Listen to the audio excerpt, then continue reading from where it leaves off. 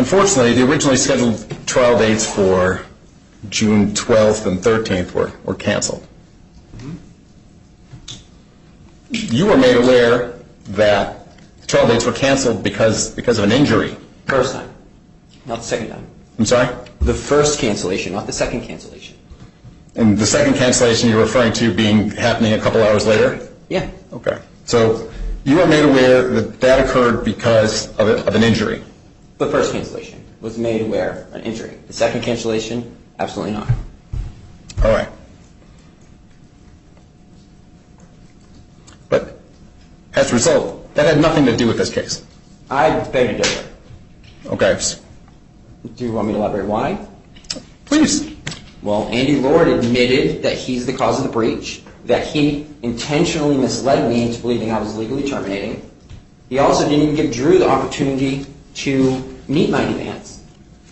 Furthermore, I offered to meet on Monday, and he refused. So it's your testimony that the trial was postponed because of the merits of the case, because of the substance of the case. Absolutely, without question.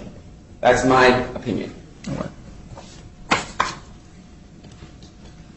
Can you explain that? This case, and again, I know you're just coming in, getting involved, but I mean, this is insane. I mean, they 3 years. I filed 50 motions. All of them should have been approved. Every single one. So if I tell you Yeah. we didn't have a trial because I sprained my ankle and couldn't drive, Yeah. you would say that that's not true. No, I didn't say that's not true. Well, that's why the trial was continued. That's what you would So she called and we rescheduled for the following. We were supposed to come Thursday, and then the following Thursday, and then 2 hours later she called and said, "Now the trial's just canceled, and I can't tell you anything else." And when they first called, I didn't know if what was really going on, but I'll take your word for it.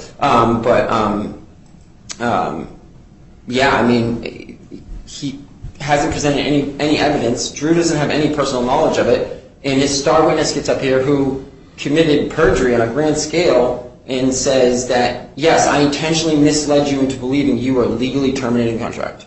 So, I mean, this is just, I mean, it's 3.5 years. The record's crystal clear. I mean, that day...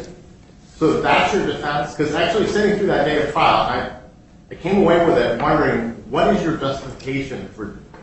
Tell me today, what is your justification for breaching the contract? Or for Anticipatory repudiation, the unpaid upgrades, duress, undue influence. There's so many. Unpaid upgrades. Did you ever submit change orders from the contract price? They demanded upgrades. I agreed to them and said, I need to get with Matt. I tried to get hold of Matt. They both realtors for land and real estate. But regardless, on the 4th, I demanded it be removed.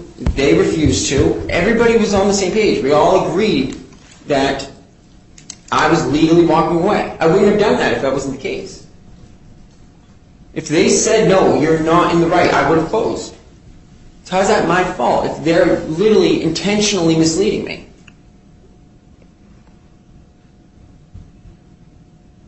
Sorry, counsel. Well, I didn't hear that testimony or see any of the exhibits that suggested that anybody was telling you that everybody was telling you, trying to do everything they could to get you to the closing table. Nobody was telling you that it was okay not to. That's not, absolutely not true. Andy Lord said, I'm like, so you thought it was a good idea to lead me to believe that I was legally terminating and not tell me you disagree. And he said yes. He intentionally misled me. He took the blame for the breach. I don't understand how you could twist it any other way. I mean, that day I knew something was up, so I legitimately said over and over and over again, very clear, on the 4th and the 5th, very, very clearly, why I wasn't closing. Very clearly, because I was like, if anything goes back, no one can say I breached because I documented the crap out of this. And then sure enough, this happened.